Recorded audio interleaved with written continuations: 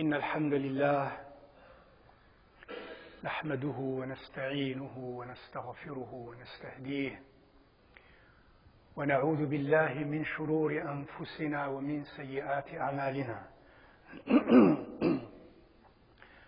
من يهدي الله فلا مضل له ومن يضلل فلا هادي له وأشهد أن لا إله إلا الله وحده لا شريك له وأشهد أن سيدنا ومولانا محمدا عبده ورسوله أما بعد أيها الناس فإن أصدق الكلام كتاب الله وخير الهدى هدى سيدنا ومولانا محمد صلى الله عليه وآله وسلم وشر الأمور محدثاتها وكل محدثة بدعة وكل بدعة ضلالة وكل ضلالة في النار يا أيها الذين آمنوا اتقوا الله يا أيها الذين آمنوا اتقوا الله يا أيها الذين آمنوا اتقوا الله حق تقاته ولا تموتن إلا وأنتم مسلمون. O you who have attained faith, be Allah conscious, be reverent of Allah subhanahu wa ta'ala in the way it should be, worthy of who He is, worthy of His bounties and favors, worthy of His names and attributes, worthy of His essence subhanahu wa ta'ala. And make sure we do not die except in a state of Islam, in a state of loving surrender to Allah subhanahu wa ta'ala, in our feelings, in our emotions, in our thoughts, in our words, in our deeds, in our agreements and disagreements, in our challenges, in our opportunities, in our actions and in our reactions, that we do all of that in loving surrender of Allah subhanahu wa ta'ala. And that requires an awareness of Allah subhanahu wa ta'ala. It requires of us as Muslims, as human beings in general, and as Muslims, so because we do make that choice of being Muslim, especially as Muslims, that we always continue to be actively minding the fact that we make ourselves aware of Allah subhanahu wa ta'ala in every aspect of our lives. This dunya, my dear brothers and sisters, this world in which we are, and Allah Azza wa Jal put us in this world for a divine wisdom. We are in this world, and that's in a sense also a favor from Allah Azza wa Jal through His divine wisdom. Dunya is not to be disregarded completely. We are in dunya. Allah put us in dunya, in this world, to live in this world, but this world is filled with temptations, trials, tribulations, pain, suffering, hurt, fear, angst. And if in this life that is meant to be this way, الدنيا دار بلاء وليست دار نعماء, this world is meant to be this way. If we live in this world without something very special to connect us to the other world, to the world of the hereafter, to the world of the malakut, to the world of the ghaib, then we would live this life as though we will never die. We will live this life as though we will never be held responsible after this life. We will live this life in our actions and reactions, in our personal lives and collective lives and family lives and political lives and international interactions and personal individual interactions. We would live as though there is no other world. And because most of us forget, and most of us don't know, and so many of us don't want to know, if we continue to live our lives especially as this life, as I said, and as you know, is filled with, I repeat, fitan, with bala, with temptations, with trial, with tribulations, challenges at all levels of life, psychological, intellectual, economic, political, social, etc. If we live our lives disconnected from the world of the ghaib, from the world of the malakut, from the world of the hereafter, from life and existence after death, if we do that and we don't connect with the spiritual realm as well in the context of tawheed of Allah subhanahu wa ta'ala, in the context of tawheed of Allah subhanahu wa ta'ala, our lives will be miserable. Many of us, a lot of us, cannot deal, for example, and cannot bear the loads of the challenges that we hear about and sometimes are subjected to directly. We can't deal with that. We're afraid, we're insecure, we have angst, we have even anxieties and more than that, because we disconnect our lives, our hearts, our minds, our regular daily lives from that reality. And yet, Allah subhanahu wa ta'ala in the Quran, in the Sunnah, and in the experiences of the believing man and women and all, He subhanahu wa ta'ala does things to us, allows things, teaches us things so that we, by His grace, stay connected to the world of the ghaib.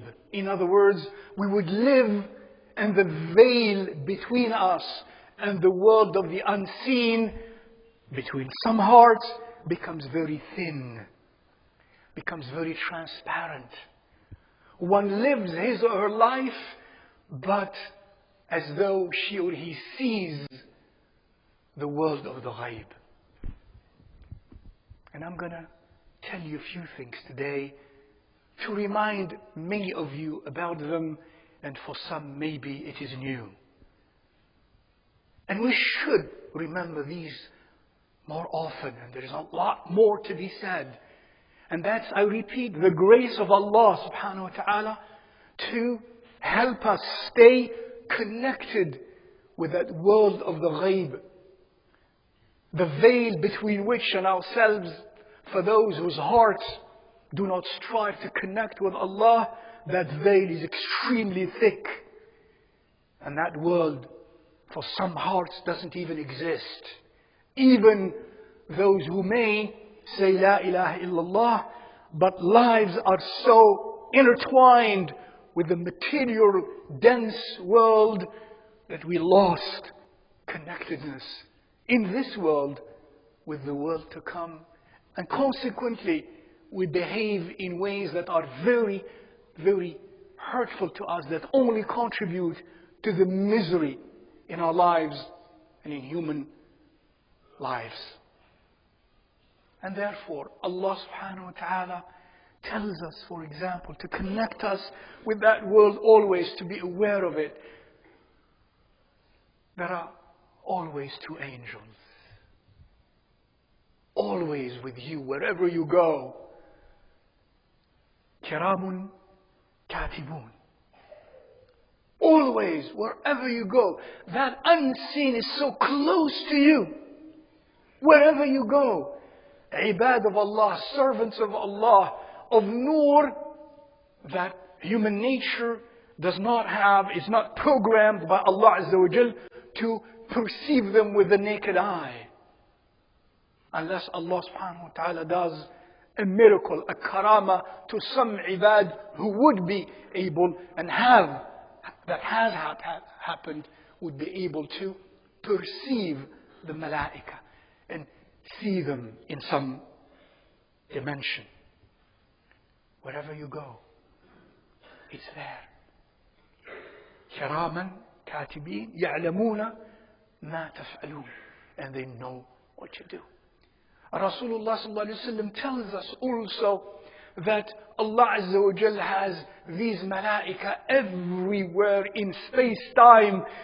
There are so many of them everywhere that each square centimeter, for example, of space-time is occupied by an angel in sujood to Allah Azza wa Jal, in dhikr of Allah subhanahu wa ta'ala. أطت السماء وحق لها أن تأط, as he said sallallahu alayhi wa sallam, because there are such angels everywhere. There are angels, he says sallallahu alayhi wa alihi wa sallam, سياحين إن لله ملائكة سياحين في الأرض يلتمسون حلق الذكر. Even there are angels who roam space-time of earth to look for those who are in dhikr of Allah Azza wa Jal. Those who are in circles of dhikr of Allah Azza wa Jal. And they look for where they are, and when they find them, they surround them. And they be in their company. That's a fact, to know that. To know that every time you say, Allahumma salli ala Sayyidina Muhammadin wa ala ali, for example, in one of the forms of Salah ala Nabi, and you say it and you mean it especially, that Allah subhanahu wa ta'ala has created specific angels whose task is to communicate that to Rasulullah sallallahu alayhi wa sallam in the realm of the hereafter, in the realm of the barzakh, the dimension of after death, before resurrection. They are there. And they sometimes mention the person who sent salam to Rasulullah sallallahu alaihi wasallam by name, and the name of the parents. And Rasulullah sallallahu alaihi wasallam is made to know that, and responds and sends salam back to you. And sometimes in some texts he says, وَعَلَى fulan, your name, son of fulan, your mother's or father's name, as-salam. That's how it is connected. He tells us, sallallahu alayhi wa sallam, that after he dies, he is still connected to us by the permission of Allah Azza wa Jal, by the creative act of Allah subhanahu wa ta'ala. حياتي خير لكم ومماتي خير لكم. He said, sallallahu alayhi wa sallam, my living is good for you and my death is good for you. Ya Rasulullah, how could your death be good for us? Your living, we know, we understand. How could your death be good for us? We don't want you to die. Stay with us. But he is bashar, he has to go.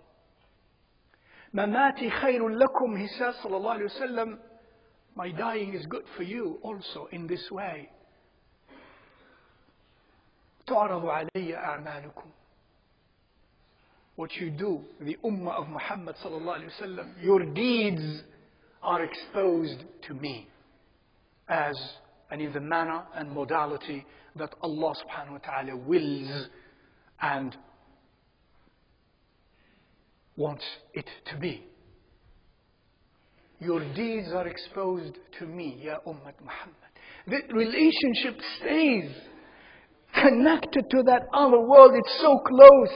تعرض علي أعمالكم فإن رأيت خيرا حمدت الله.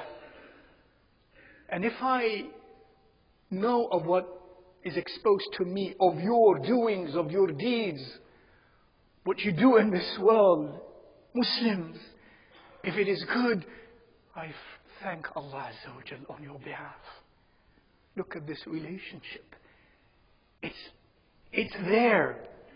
And if what I receive is bad, فإذا كان شرا استغفرت الله لكم.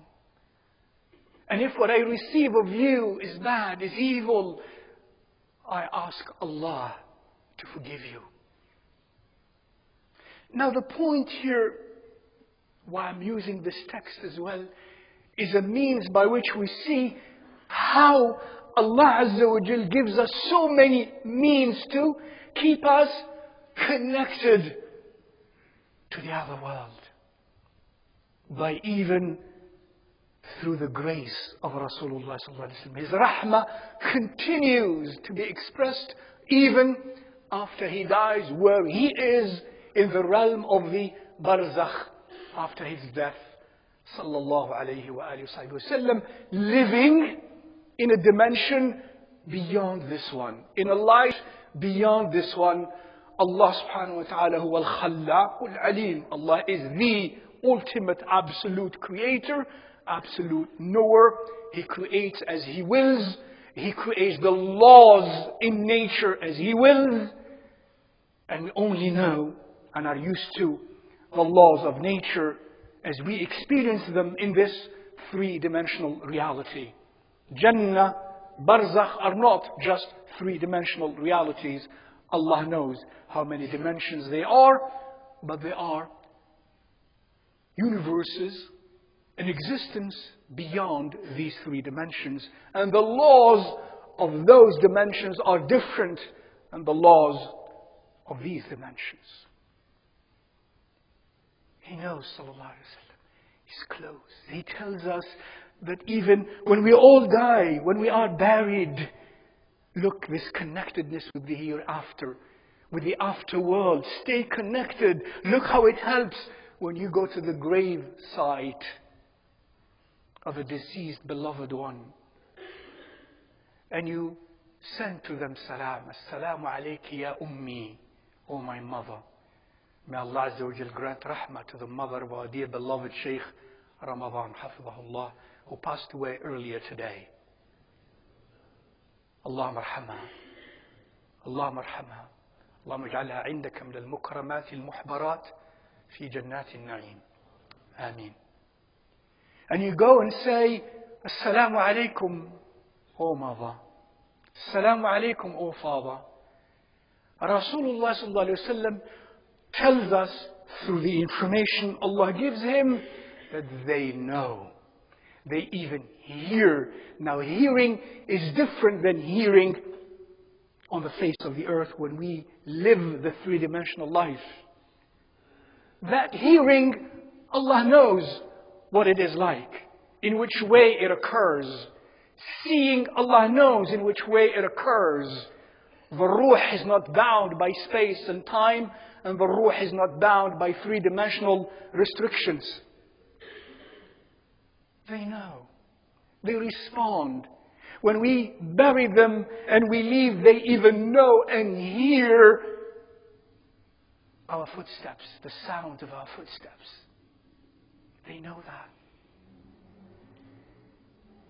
Rasulullah sallallahu alaihi wasallam stands in front of those who were killed in Badr, of the non-believers, the tyrants like Abu Jahl and the others.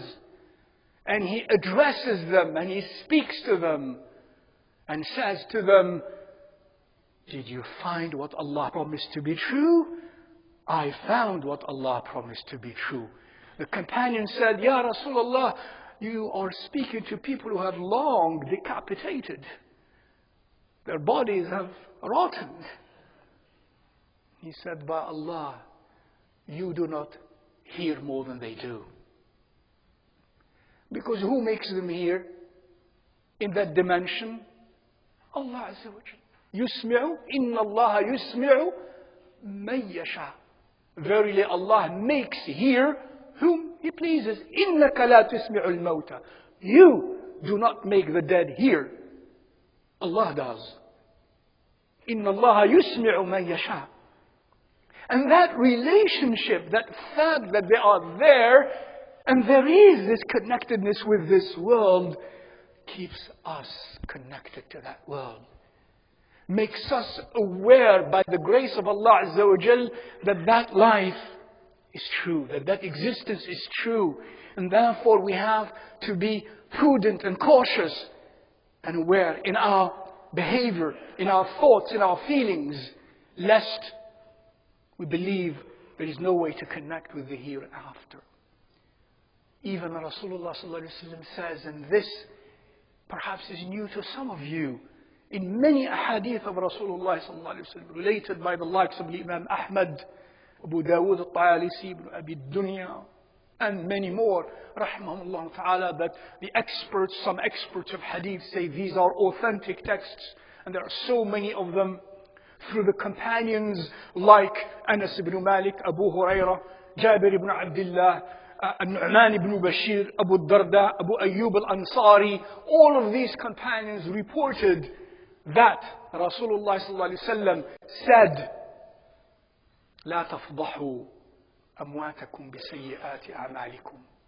لا تفضحوا أمواتكم بسيئات أعمالكم فإن أعمالكم تعرض على أهليكم على أوليائكم من أهل القبور. End of quote. Don't shame your relatives. Don't shame your fathers and mothers and friends who have passed away before you, believing men and women. Don't shame them with your evil deeds on this earth. Don't scandalize them. Don't shame them. لا تفضحوهم. لا تخزوهم. Because he said, what you do. Now, we said of Rasulullah sallallahu alaihi wasallam. Now he said, what we do, our relatives, believing men and women, are exposed to that by Allah's leave. They know. They are told, they are informed of the things we do in privacy alone or in public, in disobedience of Allah Azza wa Jal. And if it is good, your relatives, our relatives, rejoice and they praise Allah. And if it is bad, they are saddened. And maybe sometimes they pray for us by the grace of Allah Azza wa Jal. As a shafa'a, يستشفعون إلى الله. They seek Allah subhanahu wa ta'ala's forgiveness for us. Don't do that. See, that relationship, it's there, it's alive, it's real. We're always connected to that realm. Listen to the next one. Rasulullah sallallahu alaihi wasallam said in a hadith that many of the ulama related, and some experts of hadith said it is sahih, like even Ibn al-Qayyim rahimahullah ta'ala, who said, two famous companions, Sa'ab ibn Jathama and Auf ibn Malik al-Ansari, radiyallahu ta'ala anhuma. They were brothers in Islam. They loved one another. And this is after Rasulullah sallallahu alaihi wasallam passed away. One of them said to the other, Sa'ab said to the other, look at their connectedness to the other world. He said to the other, whoever, listen to this strange information, whoever dies first amongst us, let him come in a dream, in a vision, to the other and tell him what he encountered. He says, "Oh, ka'inun dhalik?" That is possible. The other companion said, yes.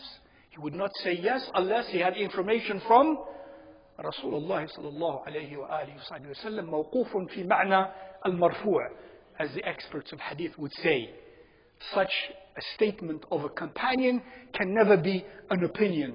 It is ilmul ghaib, therefore he must have learned it from Rasulullah sallallahu alayhi wa alihi wa sallam. So he said, let it be. Allah willed that the one who died first was Sa'ab.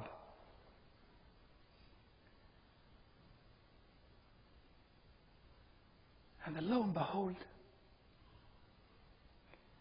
he sees him in a dream, the other one. Auf ibn Malik sees him in a dream. And in the dream he says to him, how are you? He says, Alhamdulillah, after trials, Allah forgave us. And then he said, and you do know that everything is done, that is done in my family, I know of it. He says, even a cat that died a few days ago. And then he said in the dream, Sayyidina Auf said, and I saw a mark on his neck like a spot, shining dark spot. He said, what is that? He said, no, this is the spiritual realm. He said, what is that? He said, oh, these are 10 dinars or 10 dirhams, I forgot. 10 dinars or 10 dirhams that I borrowed from our neighbor the Jew. And it is still in my house. In other words, he died without having had the time to return it. As a matter of fact, he didn't even use it. He said, it is hanging in a place, in a bag, in a qarn, in my house. Please find it and give it back to him. And he said, my daughter, she will die in 6 days. They had a young daughter. Please tell them to take care of her. And he wakes. Now, first of all, the connectedness of the worlds. Now, Sayyiduna Auf, wow, Allahu Akbar. Ru'ya of a mu'min is haqq. And Nabi sallallahu alayhi wa sallam said, please do know, رؤيا المسلم جزء من 46 جزءا من النبوة. The ru'ya, a vision, the dream of a mu'min, a Muslim, is a portion of 46 portions of prophethood. Allah gives that to the mu'minun. رؤيا حق, رؤيا المؤمن حق. So he goes, and in other words, even with that, he has to check. So he says, he goes to visit his family. They receive him well. They complain, why haven't you visited us? Usually he said, and I gave them the usual apologies that we use customarily. Anyway, he says, how are you? They say, Alhamdulillah. Tell me what happened in the house since the last time I have not visited you. So they kept saying, he says, tell me more, even other things, details, things you think are not important. He says, well, a few days ago our cat died. He said in my mind, I said, Allahu Akbar, this is one. This is one. He said, I went and looked, I found that qarn in which the thing he said was. I open it and I find a bag in which there were 10 dirhams. I go to the Jewish neighbor. How are you? How are you? He says to him, did you have anything that Sa'ab owed you? He said, oh, forget it. It's okay. He says, no, please tell me. He said, oh, Sa'ab was one of the most beautiful companions of the Messenger sallallahu alayhi wa sallam. He says, tell me. He said, oh, I lent him 10 dirhams a while ago. And he had died. He said, Allahu Akbar. This is two. He took the 10 dirhams, he said, take your money. He said, my God, these are the same dirhams. In other words, he didn't use them at all. He says, this is two. He says, how is my brother's young daughter? Oh, she said, she's outside playing. Alhamdulillah. He goes, sees her playing, he touches her, he finds her a little bit feverish. He said to them, please take good care of her. He didn't say, 6 days later she dies. End of almost the quote of the hadith, sahih in accordance to many ulama. Now what is this? The link, the living link between this world and the hereafter. The rahmah of Allah Azza wa Jal, so that we do not forget. The rahmah of Allah Azza wa Jal, so that we, when we are so overwhelmed by the challenges of life, by the pain, by the temptations, the tribulations, the trials, we connect spiritually through this, now, if we are of those people, through this thin veil with the hereafter, and that gives us strength. And that gives us steadfastness. And that increases our faith, our iman. So that we don't think that life is only matter and material things. Things I touch, I see, and I hear only with these naked senses. And lest I connect with that world. And this is a rahmah from Allah Azza wa Jal to help us stay connected in this way. And there are millions of incidents like that through these 14 centuries. Always Allah Azza wa Jal protecting His ibad, giving them strength, those who want to be enlightened and illuminated and helped. But those of us whose hearts are thick and rough and raw and unkind and materialistic, we are deprived of these experiences.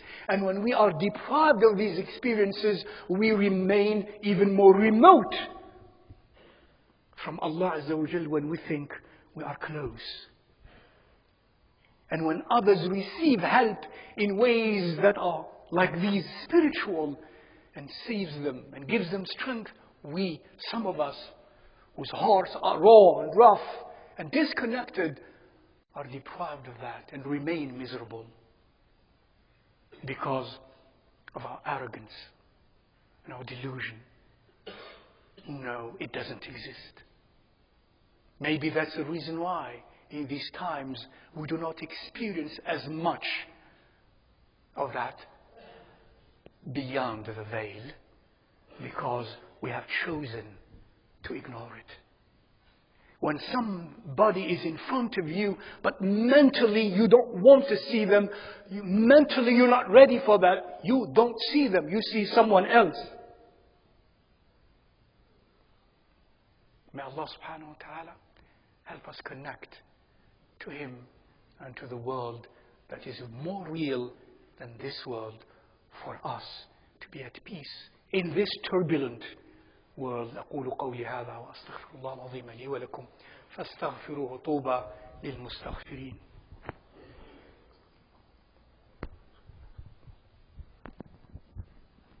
أستغفر الله العظيم الذي لا إله إلا هو الحي القيوم وأتوب إليه. اللهم صل وسلم وبارك على سيدنا مولانا محمد الفاتح لما أغلق والخاتم لما سبق ناصر الحق بالحق معلن الحق بالحق والهادي إلى صراط الله المستقيم وعلى آله حق قدره ومقداره العظيم. اللهم اغفر لنا ذنوبنا وإسرافنا في أمرنا وكفر عنا سيئاتنا وأحينا وتوفنا مع الأبرار. اللهم ارزق أنفسنا تقواها وزكها أنت خير من زكاها أنت وليها ومولاها. اللهم طهر قلوبنا من كل داء.